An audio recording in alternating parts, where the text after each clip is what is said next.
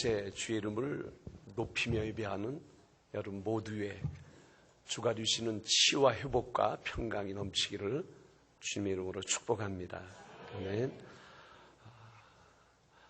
하나님이 우리에게 주신 말씀을 어떤 분은 이렇게 이야기합니다. 하나님이 나에게 우리에게 주는 연애 편지다. 사랑 담겨진. 그렇다면 이 시간 여러분들은 하늘 아빠로부터 사랑 가득 담겨진 연서를 전부 받았습니다. 좋죠? 네. 그리고 이 말씀의 의미는 시제는 오래전에 기록되어 있지만 항상 현재적이고요. 영원한 모던입니다. 마치 싱싱한 회 같다고 그래요. 회 좋아하는 사람은 갓 잡아서 팔딱팔딱 뛰는 것 썰어서 먹는데요. 그렇게 신선도가 높은 그런 영적인 양식이 바로 말씀입니다. 계시된 말씀을 통해서 주의 음성을 듣고 우리에게 주시는 그 하나님의 뜻을 남김없이 누리고 전부 소유하는 은혜가 있길 바랍니다. 이 시간 같이 나눈 말씀을 통해서 우리 주가 주시는 은혜를 또 한번 깊이 한번 나의 것으로 삼고자 하는데요. 주제를 따르면 참 좋겠습니다. 평생 찬양. 평생 찬양. 미국 시사 주간지 타임은 매년 정치, 경제, 사회, 문화, 종교 그 모든 영역에서 또 지구촌 전체를 전부 망라해서 강력한 그 영향력을 행사하는 100명의 인물을 선정합니다. 한국 사람으로서는 B라 그러죠. 정지훈 씨가 5번, 그리고 피겨스케이터 김연아 씨가 1번 이렇게 2011년 이름이 올라가 있습니다. 근데 여기는 선한 영향력도 포함이 되지만 부정적인 안 좋은 영향력을 행사한 사람도 들어가요. 오사마 빈 라덴도 들어갔었고, 김정일 씨도 그 아들도 이렇게 들어가는 거예요. 바라기는 우리 모두는 산자의 땅에 주님이 살게 하셨으니까 주님이 공급하는 은혜로 말미암아 선한, 착한, 긍정의 영향력을 여러분이 있는 곳에서 힘있게 오래 행사하면 참 좋겠고요. 그렇게 되어지기를 주님의 이름으로 축복합니다. 우리는 어떤 형태로든 누구에게 영향을 받고 습관이 인격이 형성되고 오늘에 이르게 되겠고요. 마찬가지로 누구에게나 우리가 영향력을 행사해요. 영향을 끼치고 그리고 우리 삶이 마감되고 사람이 기억 속에서 시야 속에서 사라져갈 것입니다. 중요한 것은 그냥 그렇게 살다 그렇게 가는 것이 아니라 기억되는 남겨지는 거룩한 그 영향력을 행사하는 그런 삶을 우리가 살아야 될 것입니다. 국산이 요즘 많이 좋아졌는데요. 옛날엔 미제가 좋은데 이 시간 제가 국산 이야기를 하나 해드리려고 해요. 거룩한 영향력입니다. 세대에서 세대로 넘어가는 진한 감동을 주는 거룩한 선한 영향력을 행사한 그런 사람들 이야기를 여러분에게 제가 소개해드리고 싶습니다. 기사화된 것이기 때문에요. 여러분이 약간 좀 지루해도 잘 들어주시면 감사하겠고요. 제가 읽어드리겠습니다. 한국의 슈바이자라고 불리는 장기려 박사님처럼 평생 환자를 위해 봉사하고 헌신하는 의사가 되고 싶어요. 기회 균형 선발 특별 전형 서울의대 합격한 박지은 양이 밝힌 자신의 포부입니다. 그녀의 공부방 책꽂이엔 장박사 평전 장기려 그 사람이 꽂혀 있었습니다. 박 양은 2011학년도 서울대 수시모집 기회 균형 선발 특별 전형에 지원해 의대에 최종 합격했습니다. 서울대는 어려운 형편에서도 최선을 다해 상위권 성적을 거둔 박 양의 실력과 잠재력, 의사라는 꿈을 갖기까지 그 과정과 열정이 남달랐다고 최종 선발을 결정하게 된 이유를 밝혔습니다. 그녀는 1992년 남양주시 용암천 근처 판자촌에서 태어났습니다. 부모님 모두가 신체 장애를 지녔습니다. 자연스레 아버지가 일하는 장애인 시설 나눔의 집에 가서 장애인 이모, 삼촌들과 놀면서 자랐습니다. 병원놀이, 경찰놀이를 하며 말 그대로 가족처럼 지내게 되었습니다. 그러던 어느 날 진료 봉사를 오던 한 의사를 보며 의사의 꿈을 가슴에 품게 되었습니다. 그 의사는 몸이 불편한 지은 양의 어머니가 병원에 가면 수납 창구를 거치지 않고 곧바로 진료를 받게 하였습니다. 무료 진료의 혜택을 제공하였습니다. 그때부터 자신도 나중에 몸이 불편한 사람들을 도와야겠다고 생각하게 되었다고 합니다. 박양은 고교 시절에도 매달 나눔의 집을 찾았습니다. 첫 목욕 봉사를 잊지 못한다고 했습니다. 뇌성마비인 효선 이모를 맡았는데 제가 목욕 도와주는 게 처음인 걸 아시고는 필요할 때마다 몸을 조금씩 돌려주신 거예요. 제가 오히려 고마웠어요. 수시 모집 면접 때 한 교수님이 인간에 넘치는 의사가 되라 격려해 주셨다며 의사로서 가능한 한 많은 사람에게 도움을 줄 수 있는 분야를 전공하고 싶다고 했습니다. 장기려 박사님은 가난한 환자를 위해 평생 헌신한 한국의 슈바이처로 불리웁니다. 병원비가 없는 환자에게 제가 뒷문을 열어줄 테니 어서 가라고 말한 일화는 유명합니다. 1932년 경성의학전문학교를 졸업한 그는 평양의과대학 외과교수, 평양도립병원장 및 김일성 종합대학 교수를 지냈습니다. 6.25 전쟁이 발발하자 아내와 5 남매를 북한에 남겨두고 올람했습니다.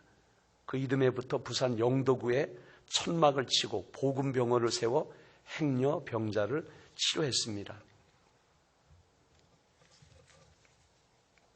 1968년에는 한국 최초의 의료보험조합인 청십자 의료보험조합을 설립하기도 했습니다. 미국의 친지로부터 북한의 가족이 살아있다는 소식 아래 아내의 편지와 가족 사진을 받고 재회를 기다렸으나 1995년 지병인 당뇨병으로 별세했습니다. 보금병원에서 정년 퇴임한 후에도 집 한 채가 없어 고신대학교 보금병원이 병원 옥상에 마련해진 20여 평 관사가 재산의 전부일 정도로 평생 무소유로 일관했습니다. 기사입니다.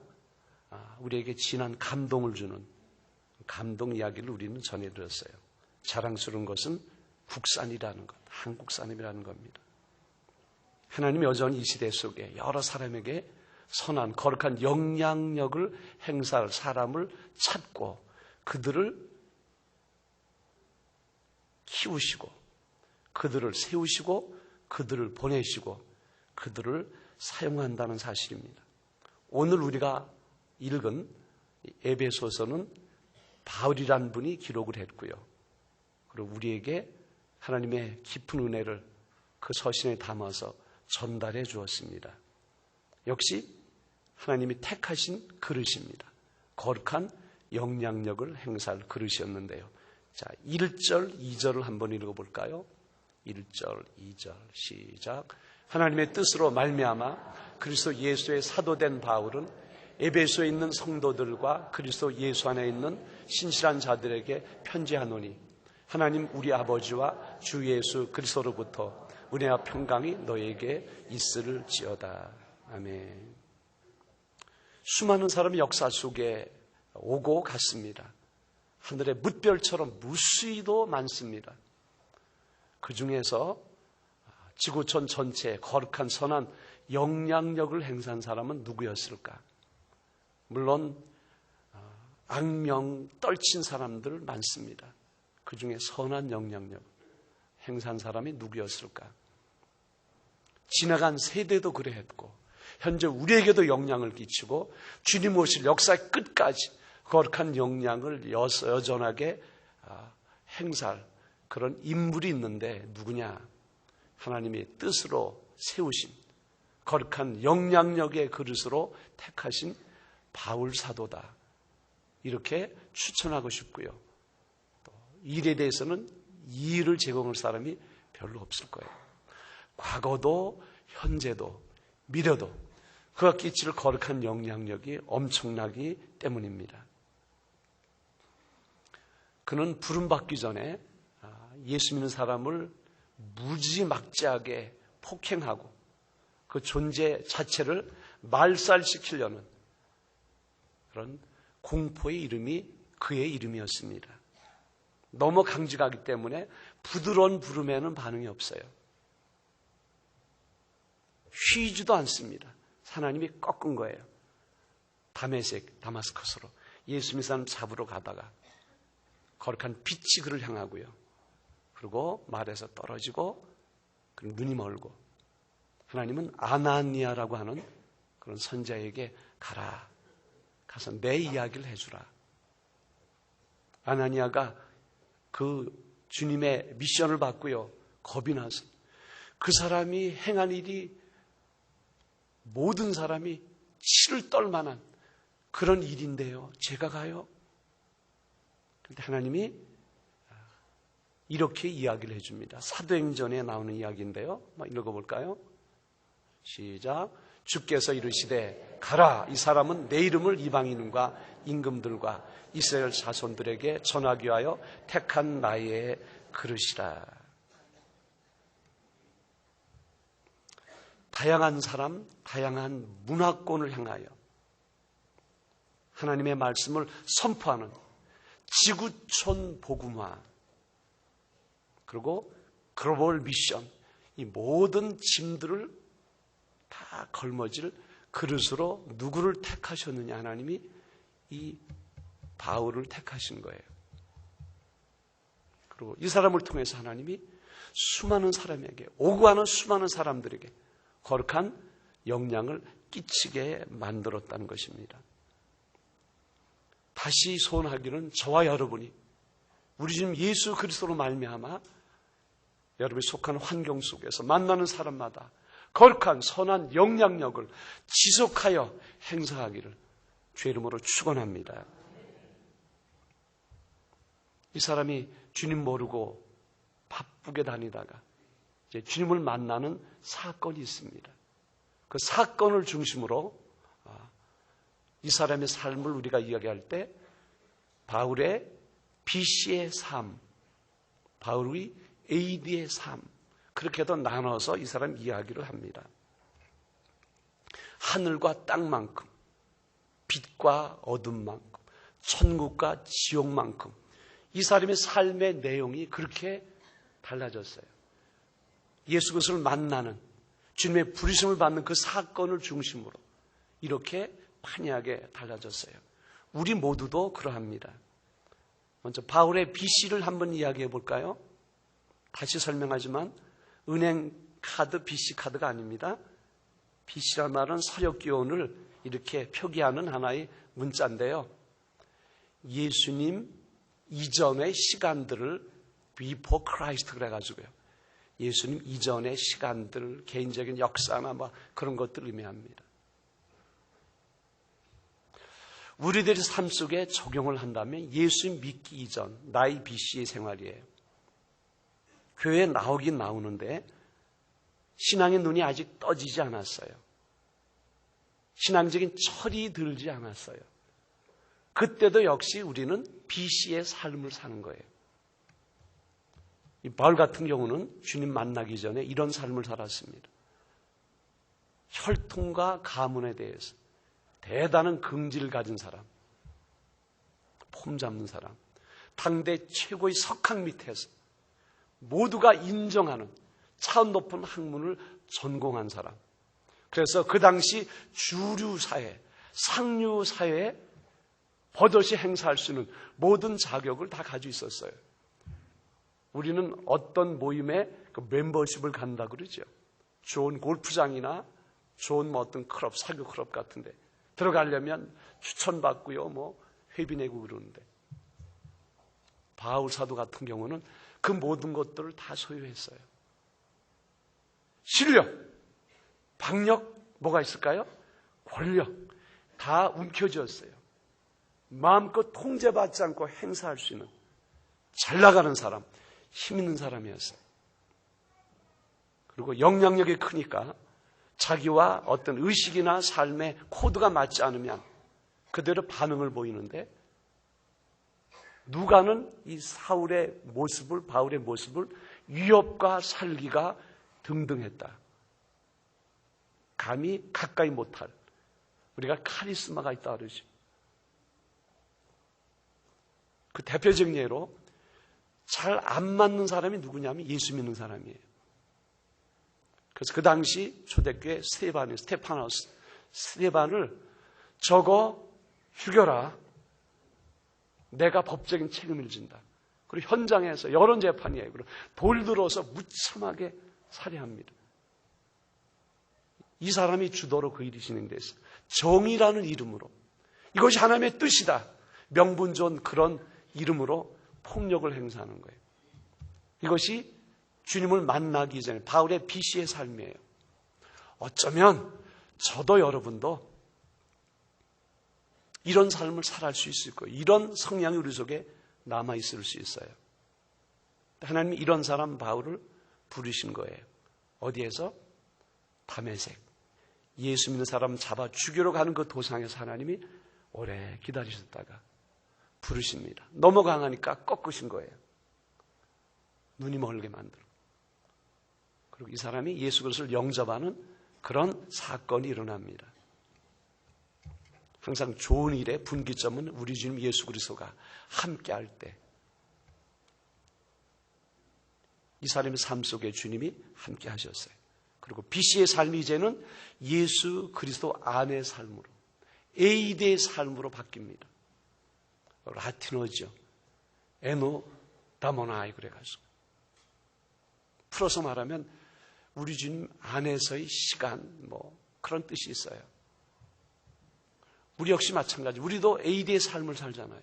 예수 몰랐는데 누군가 전해주어서 주님이 우리를 부르셔서 우리가 예수를 믿습니다. 그리고 은혜가 무엇인지 알게 되었어요. 그 사랑의 풍성함과 긍휼이 무엇인지 알게 되었어요. 하나님의 바울을 생명의 자리로, 복된 자리로, 우리 모두를 치유의 자리로, 회복의 자리로 부르셨어요. 이것이 AD의 삶입니다. 바울은 자기가 부름받고 난 이후에 내 과거의 삶이 이랬구나. 그런데 그러함에도 불구하고 주님이 나를 불러주셨네. 자기 아들 디모데에게 보낸 편지 속에 그런 이야기를 담았습니다. 디모데전서 1장 13절 한번 볼까요? 시작. 내가 전에는 비방자요 박해자요 폭행자였으나 도리어 긍휼을 입은 것은 내가 믿지 아니할 때 알지 못하고 행하였습니다. 자기가 예수님 모를 때, BC의 삶을 살 때 비방자, 박해자, 폭행자, 안 좋은 메뉴는 다 들어가 있어요. 그런 삶을 살았어요. 아마 그때 아이가 울 때 야, 사울아 그러면 뚝 그쳤을 것 같아. 위협과 살기가 등등했다. 그렇게 표현하는 걸 보면 공포의 인물입니다. 공포의 이름이에요. 그래서 내가 전엔 비방자, 박해자, 폭행자였는데 내가 긍휼을 입은 것은 내가 믿지 아니하였고 주님을 몰랐기 때문에, 그래서 내가 이런 긍휼을, 그 사랑을 내가 덧입었다. 바로 그렇게 말합니다. 그러니까 우리 모두가 주님을 믿고 섬기는 예배의 기쁨이나 구원받음, 속죄받음의 어떤 감동보다는 바울이 느끼는 감동과 받은 은혜에 대한 그 느낌이 좀 달랐을 것 같아요. 그래서 바울이 그래서 편지를 보내는데 어디서 보내느냐? 이 편지는 바울이 로마의 감옥에서 쓴 거예요. 에베소라는 지역의 성도에게 보냅니다. 우리가 성맥자 공부할 때 옥중서신 우리가 뭔지 배웠지요. 에필골몬, 에베소, 빌립보, 골로새, 빌레몬. 감옥에 있어요. 근데 감옥에 있지만 받은 은혜를 생각해 보니까 너무 감사합니다. 자다가도 놀랄 일이고 앉아서 가만히 생각하면 깜짝 놀랄 일이고, 그래서 이 감옥에서 밖에 있는 빌립보 교회를 향해서 보내는데 서두부터 뭐가 들어가요? 찬송하리로다. 평생 찬송할 넉넉한 이유가 있다. 그런 이야기예요. 내가 누리는 기쁨과 감동을 너희도 같이 공유하기를 바란다. 그런 의미가 이 속에 담겨 우리를 설득하는 거예요. 그렇게 살라고 우리를 권유하는 겁니다.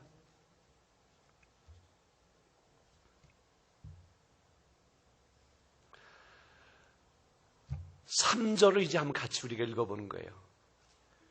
평생 찬양할 넉넉한 이유를 바울이 이제 우리에게 설명하면서 한 3가지 정도 우리에게 설명해 주는데요. 자, 첫 번째 우리 3절 한번 읽어봅니다. 시작. 찬송하리로다.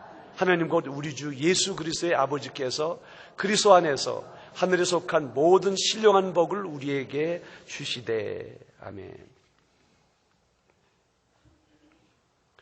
자, 여기서 보면 첫 번째 우리가 평생 감사, 평생 찬양에 넉넉한 이유가 있다 그러는데 첫 번째가 그리스도 안에서 베푸신 복이에요. 근데 하늘에 속한 모든 신령한 복, 그렇게 되어 있어요. 제가 성경을 보면서 이건 신약의 대표적인 인물이고요. 구약 성경에도 이와 환경이 비슷한 인물이 있어요. 우리에게 주는 메시지가 비슷한 인물이 구약에 있더라고요. 다윗이지요. 시편 103편에 보면 그 역시 5장 6부 4지 100채야 찬양하자, 그런 내용이 담겨 있어요. 103편 한번 읽어볼까요? 한번 비교해 보세요. 103편 시작. 내 영혼아 여호와를 송축하라. 내 속에 있는 것들아 다 그의 거룩한 이름을 송축하라. 내 영혼아 여호와를 송축하며 그의 모든 은택을 잊지 말지어다. 그가 내 모든 죄악을 사하시며 내 모든 병을 고치시며 내 생명을 파멸해서 속량하시고 인자와 긍휼로 관을 씌우시며 좋은 것으로 내 소원을 만족해 하사 내 청춘으로 독수리같이 새롭게 하시는도다. 저는 그전 버전으로 외우는데요. 저가 내 모든 죄악을 사하시며 내 모든 병을 고치시며 내 생명을 파멸해서 구속하시고 인자와 긍휼로 관을 씌우시다. 보면 평생 감사하고 평생 찬양할 넉넉한 이유가 있다는 거예요. 그래서 내 속에 있는 모든 것들아, 좀 확대하면 5장 6부 4지 100채, 아침에도 한낮에도 저녁에도 시도 때도 없이 찬양하자. 왜? 찬양할 넉넉한 이유가 이미 주어졌기 때문에. 이 다윗의 버전이에요. 바울이 우리에게 말합니다. 평생 찬양 찬송하리로다. 그 이유를 우리에게 말하는데 첫 번째 뭐예요? 그리스도 안에서 이미 베푸신 복인데 그 복이 무슨 복이냐? 하늘에 속한 모든 신령한 복이라고 말합니다. 따라합시다. 하늘에 속한 모든 신령한 복. 이것은 완성된 복. 더 이상의 복이 필요 없는 총체적인 복을 말하는 거예요. 이상 끝이에요. 그 복을 이미 우리에게 주셨다는 거예요. 그래서 이 복을 좀 어떻게 설명할까 생각하다가 이런 비유가 떠올랐습니다. 우리가 한 30년 정도 전에 우리 한국에서 미국 가려면 달나라 가는 것만큼 진귀하고 어려웠습니다. 제가 공부를 배운 그런 그 선배님이 계신데요. 세상 떠나신. 그분이 선교사님 초대로 미국을 갔다 오셨어요. 그렇게 오래전에. 그리고 저희 만나면 또 우리 공부 시간에는 미국 이야기를 많이 합니다. 그래서 우리가 그분 보고 미국 통이라고 별명을 드렸는데요. 그분 이야기 중에 이런 이야기가 있습니다. 비행기를 타고 가는데 타고 가면 뭐 막 주잖아요. 마시라고. 그러죠? 네. 맛있는 거 줍니다. 달콤한 거 주고요. 그 중에 간장색이 나는 음료가 있는데 뭔지 아세요? 어떻게 아세요? 근데 이분은 그걸 못 잡으셨대요. 갈 때는. 왜 못 잡으셨느냐? 돈이 없으니까. 남 맛있게 먹는데도 그 서빙하는 그 아가씨가 이분이 어디 아픈 모양이다. 그리고 그냥 가신 거예요. 쫄쫄 굶고 가셨습니다. 가서 물어보니까 뭐예요? 다 그 공짜 아니에요. 갈 때 먹어야지. 그리고 이제 오실 때는 감사함으로 즐겁게 막 잡으신 거예요. 너무 많이 잡으셔서 어디도 가셨다. 그런 얘기 하시더라고요. 미국 갈 수 있는 비자도 무엇도 티켓도 그 안에서 마음껏 제공받을 수 있는 온갖 것이 다 있잖아요. 커피, 세븐업, 콕, 입맛대로 달라면 맹물 달라면 맹물 주고, 그렇죠? 더 달라면 더 주고요. 주님이 우리에게 주신 하늘색과 모든 신령한 복 속에는 다 포함되어 있습니다. 자녀됨에 특별한 권세가 있어요. 뻔뻔스럽게 담대하게 하늘께 나가지고 막 떼쓸 수 있어요. 아버지 주세요. 대책도 없이 때릴 수 있어요. 왜? 자녀되었기 때문에. 치유도 그 속에 있고요. 회복도 그 속에 있고. 할렐루야. 이미 이런 것들을 앞으로 주실 것이다. 미래 시작 아니에요. 이미 주셨다는 거예요. 바울 사도가 이런 놀라운 신비를 알으니까 가만히 있을 수가 없어요. 찬양하게 되고요.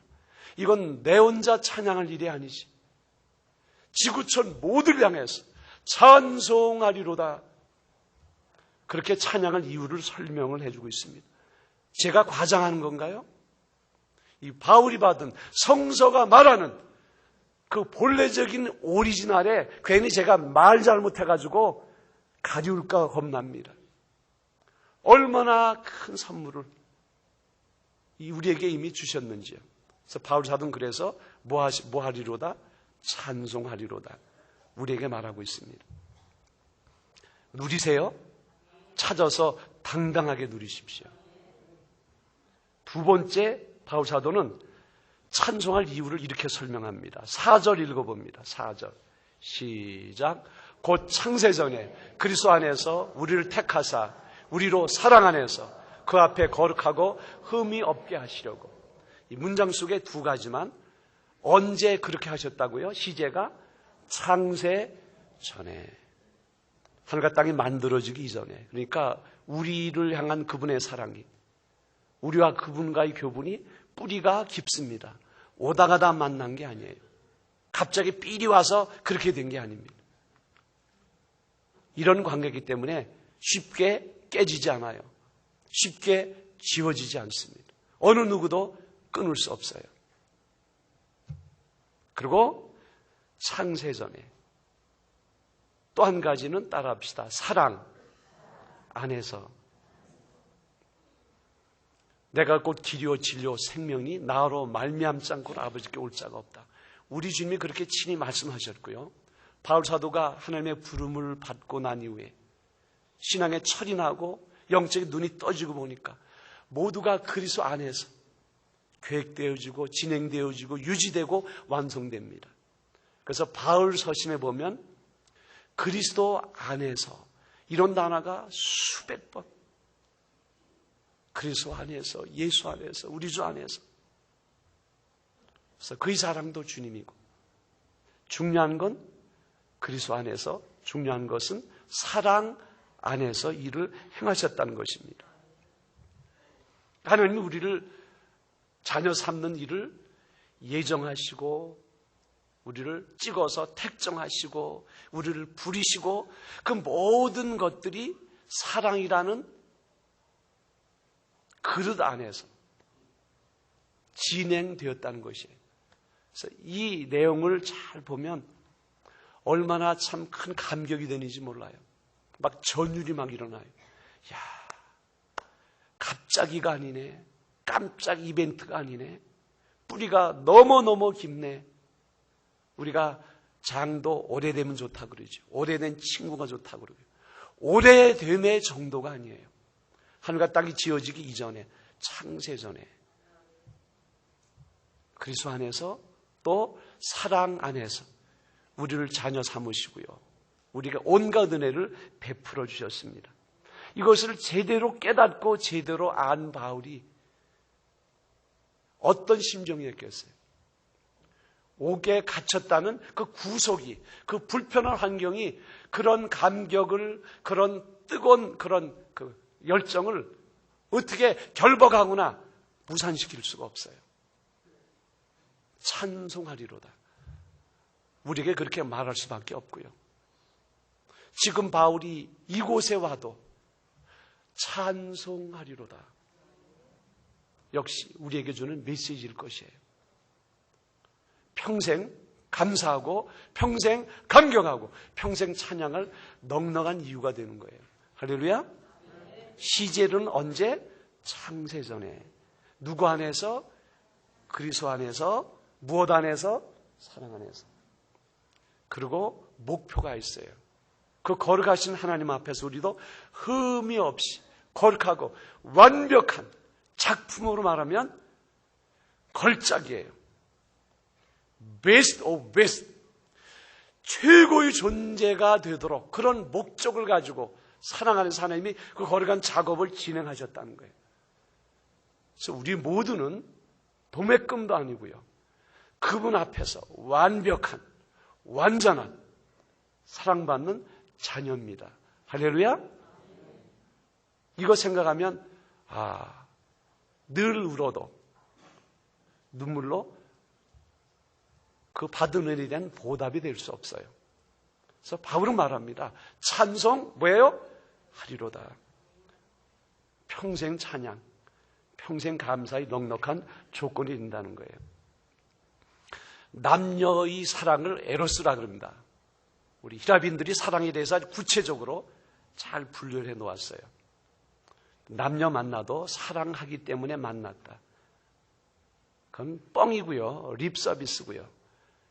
솔직히 서로의 필요가 충족되는, 어떻게 보면 본능적이고 자연스럽지만 이기적인 성향이 결혼 속에는 있어요.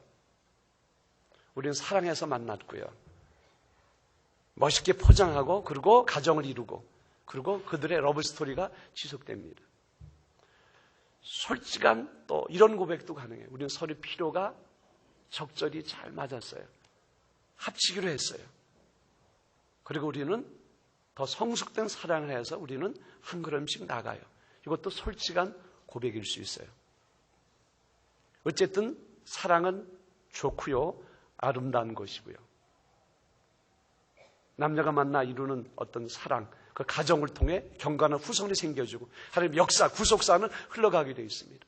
그러니까 가정이 건강해야 되는데, 자, 주님이 우리를 향한 사랑은 어떤 사랑이냐? 여기서 바울이 말한 사랑 안에서 그 사랑을 이야기하는 거예요. 혈연직, 물은 피보다 진하단. 자, 피는 뭐보다? 물보다 진하다는 혈연직의 사랑도 귀한 사랑이에요. 또 친구 따라 나는 강남갑을 갈 거야. 손해를 보고 어려워도 의리가 있지. 난 끝까지 갈 거야. 우정도 참 아름다워요. 그리고 솔로몬은 아가서에서 이성 간의 사랑을 이렇게 시적으로 표현했습니다. 많은 물도 끌 수 없고 홍수라도 삼키지 못하는 연인들의 사랑.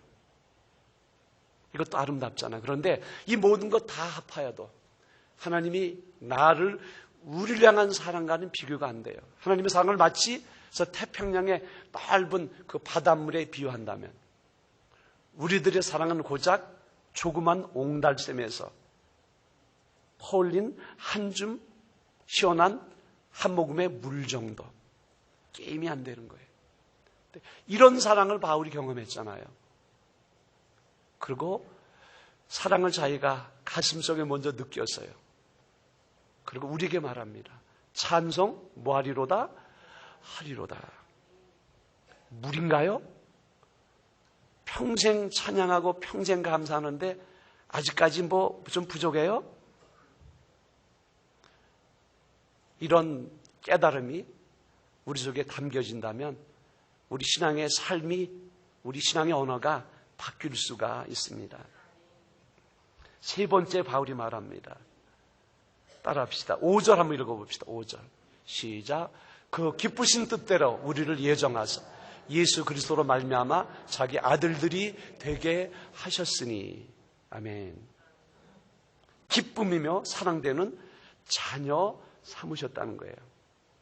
이 메시지를 여러분과 나누면서 여러분이 솔직해지길 바라고요. 그리고 여러분 자신에게 솔직하게 하나님 앞에서 한번 대답을 하면 좋을 것 같아요. 제 지문은 이런 것입니다. 특별히 가정을 이루신 자녀를 이미 출산하고 양육한 그 세대들 향해서 제가 이런 질문을 드립니다. 여러분은 여러분에게 이미 주어진 그 공주나 왕자가 이 세상에 존재하기 전에 이름을 짓고 이미지를 그리고 기쁨 속에서 사랑 속에서 그들을 맞이할 그릇을 준비했는가? 그 기쁨과 사랑 속에서 그 아이를 복중에 임신했는가? 그리고 출산을 했는가? 그리고 그 기쁨과 사랑 속에서 양육을 했는가? 저는 그러지 못했어요. 좀 투박하고 원색적인 언어로 좀 표현할까요? 어쩌다 허겁지겁 쫓기든 밀리든 그렇게 만나서 그리고 어쩌다 보니까 애가 생겼어요. 이거 아닌데 그런 가정도 있을 것이고 이걸 살려 죽여 그런 가정도 많이 있었을 것이고요. 우리 모두 부인할 수 없어요. 수많은 생명들이 복중에서 공포, 두려움, 좌절감 이미 경험하고 세상에 태어났어요. 세상에 태어나서도 함량 미달의 그 부성에 이런저런 이유 때문에 거절감, 상실감, 절망감도 경험했을 것이고 수많은 꿈나무들이 그렇게 자랐어요. 저도 그런 상처가 있지요. 솔직하자면 이런 부분이 우리 속에 있는 거예요. 그렇지 않고 정말 주님이 기뻐하는 아름다운 삶을, 아름다운 가정을 이룬 그런 커플도 많이 있죠, 이 땅에는. 우리 프로포즈 셀들이 그러하길 바라고요. 청년들이 그러한 사랑을, 러브스토리를 만들어가길 바랍니다. 우리의 실상과 하나님이 여기서 주신 사랑 비교하니까 어때요? 그분은 창세전에 그리스도 안에서 사랑 안에서 그리고 기쁨으로 우리를 자녀 삼으셨어요. 자녀를 삼으셨다는 것은 하나님의 모든 것을 상속받는 그런 의미가 아들들이라는 표현 속에 있어요. 예수 그리스도와 함께 그 영광스러움과 거룩함과 그 모든 풍성함을 우리는 다 누릴 수가 있어요. 내 것으로. 그 일을 주저하지 않고요. 갈등 갖지 않고. 이미 역사가 시작되기 이전에 저와 여러분을 그렇게 선택하고 그렇게 이미 주셨다는 거예요. 할렐루야. 예. 자녀됨이 얼마나 영광스러운지요. 그 상속받는 그 주권 권리를 가지고 있음이 얼마나 참 아름다운지. 그러기에 우리는 자녀됨의 의무도 우리가 기쁨으로 감당해야지 될 것입니다. 그래서 바울 사도는 이렇게 우리에게 이야기해 주고 있습니다. 로마서 3번 우리가 읽어볼까요? 시작. 너희는 다시 무서워하는 종의 영을 받지 아니하고 양자영을 받았으므로 우리가 아빠 아버지라고 부르짖느니라. 성령이 친히 우리 영과 더불어 우리가 하나님의 자녀인 것을 증언하시나니 자녀하면 또한 상속자 곧 하나님의 상속자여 그리스도 함께한 상속자니 우리가 그와 함께 영광을 받게 하여 고난도 함께 받아야 할 것이니라. 자녀 되었다는 건 굉장한 특권입니다. 자, 이제 말씀을 제가 정리하겠는데요. 이 정도면 평생 감사 넉넉하죠? 이 정도면 평생 찬양 넉넉합니다. 이렇게 이미 주어진 사실적인 은혜를 생각하며 우리 마음속에 간직하면 일상의 삶 속에 부딪히는 이런저런 문제 극복할 수 있어요. 아픔 속에서, 어둠 속에서, 눈물 속에서, 깊은 흑암의 터널 속에서도 우리는 찬양할 수가 있습니다. 이 말씀을 붙잡고 여러분이 살아가길 바랍니다. 그래서 우리 하늘 아버지, 하늘 아빠 시원케 하는 감사의 찬양, 사랑의 찬양, 평생 드리는 주인공 되어지기를 주님의 이름으로 축원합니다. 기도합니다. 하나님.